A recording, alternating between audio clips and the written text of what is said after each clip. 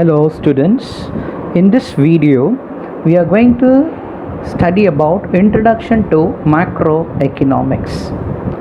In this module we are going to study about the following concepts, that is Introduction to Macroeconomics, meaning of macroeconomics, importance of macroeconomics, scope of macroeconomics, limitations of macroeconomics, economics and its types, economic system, which is nothing but the capitalistic economy, socialistic economy and mixed economy. Now we are entering into the introduction part of macroeconomics. Economics is divided into two branches, that is microeconomics and the other one is macroeconomics. Ragnar Fresh, a Norwegian economist, co-recipient of the first Nobel Prize in Economics, coined the term micro and macroeconomics. Now let's explain what is the meaning of microeconomics in Greek, which means that it is a study of an individual units like individual households, pricing of a firm, wages for a worker, profit of an entrepreneur and so on. In this classical economists like Adam Smith, Malthus, Ricardo, Marshall, Pigou, etc. gave importance of microeconomics. This economic played a role till the Great Depression of 1930. It was after the Depression of 1930 paved the way for macroeconomics by an Oslo's University Norwegian divided the economics into micro and macro. In the 1936, with the publication of John Maynard Keynes in his book The General Theory of Employment, Interest and Money was given importance. Hence, Keynes is regarded as the father of modern macroeconomics. Now let me explain the meaning of macroeconomics. The word macro is derived from the Greek word makros, which means large. Hence, macroeconomics is the study of the economy as a whole. In other words, it deals with the aggregates or totalitarian, such as the national income, employment and output in an economy over a period of time. Macroeconomics is also known as the income theory. Now, let's enter into the subject matter of macroeconomics.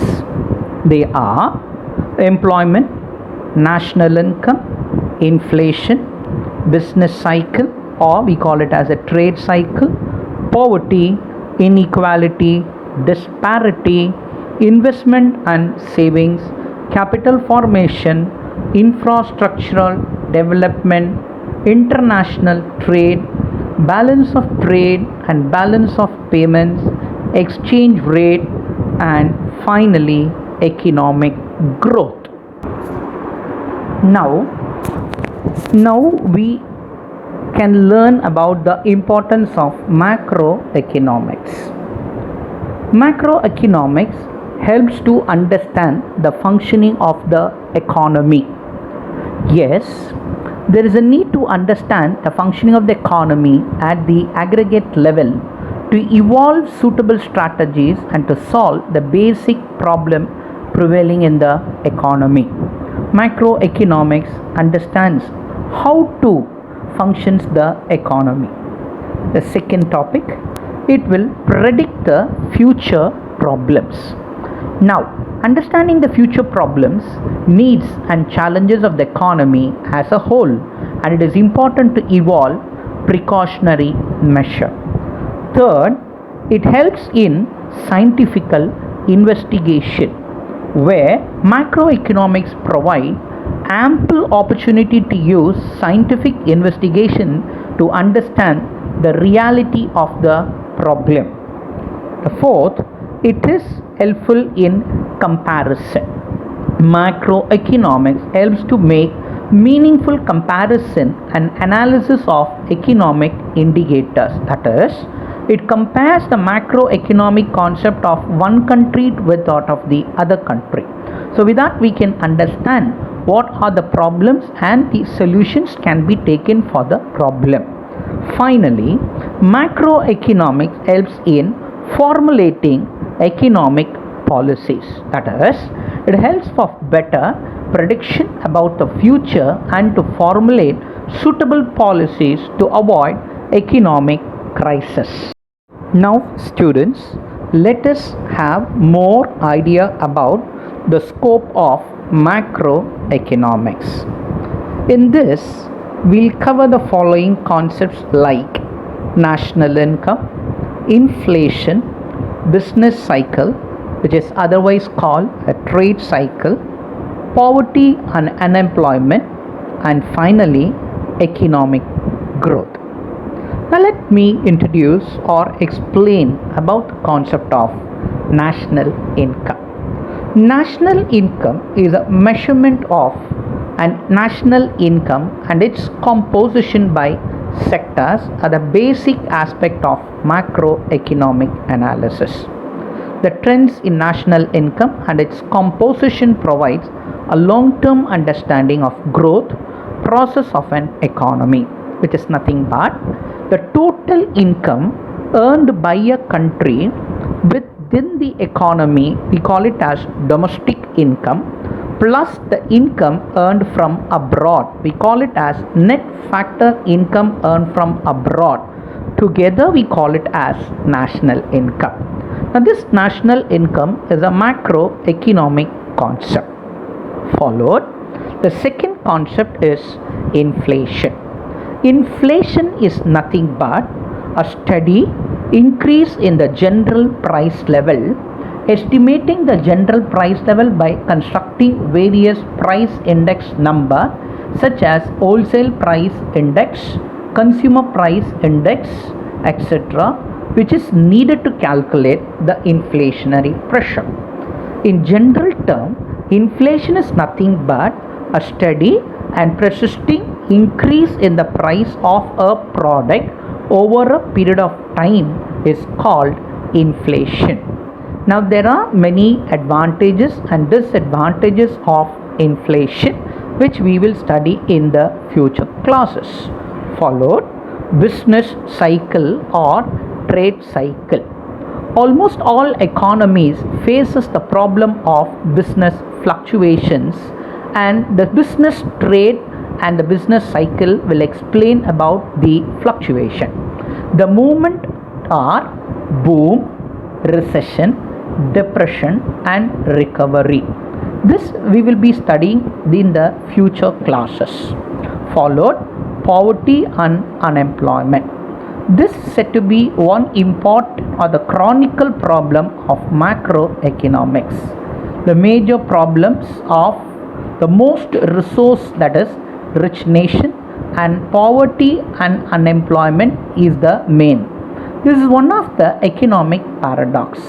A clear understanding about the magnitude of poverty and unemployment, facilities, allocation of resources and initiating corrective measure plays a role. Followed by economic growth. The growth and development of an economy and the factors determining them could be understood only with the study of macroeconomic analysis.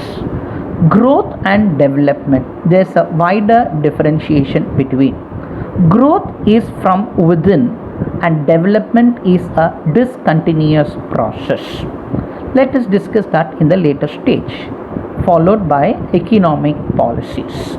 Macroeconomics is significant for evolving suitable economic policies.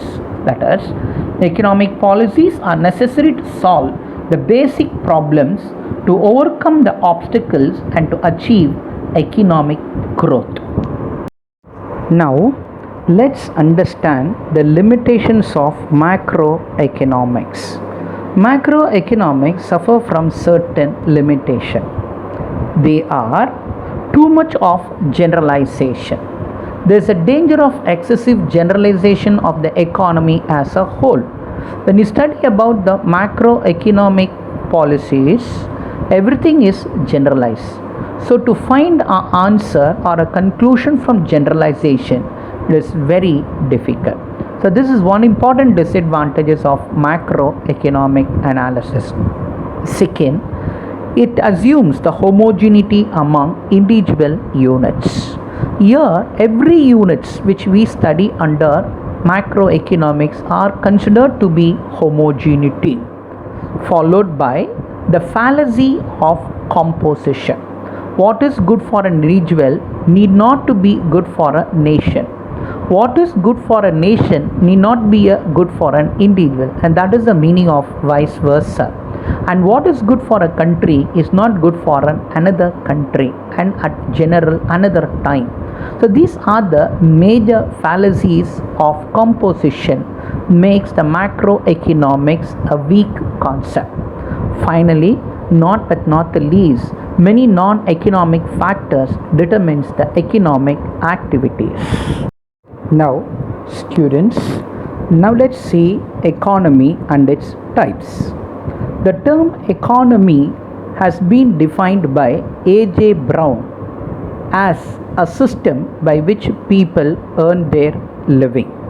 According to J.R. Hicks, an economy is a corporation of producer and workers to make goods and service that satisfy the wants of the consumer.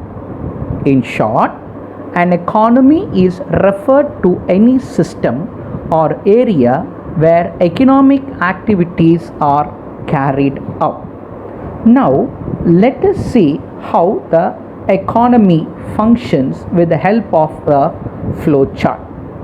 First, the flow chart explains about two activities. Fundamentally, they are production and consumption. These two activities are supported by several other activities. The ultimate aim of these activities is to achieve a growth. The economic activities supports the production and consumption activities. These activities are influenced by several economic and non-economic activities. The major economic activities includes 1. Transportation, 2. Banking, 3. Advertising, 4. Planning, 5. Government policy and other activities. The major non-economic activities are 1. Environment, 2. Health, 3. Education, 4. Entertainment, 5th. Governance, and last is regulation, etc. In addition to these supporting activities, there are external activities from other economies such as import, export, international relations, immigration, foreign investment, foreign exchange earning, etc. are influencing the entire functioning of the economy. Now this can be seen with the help of the flow chart. Now let us see how economy can be classified into different types based on the following. 1. The status of development. The economy is being divided into developed, underdeveloped, undeveloped and developing economies. The second, the system of activities. Here the economy is based on capitalism, socialism and mixed economies.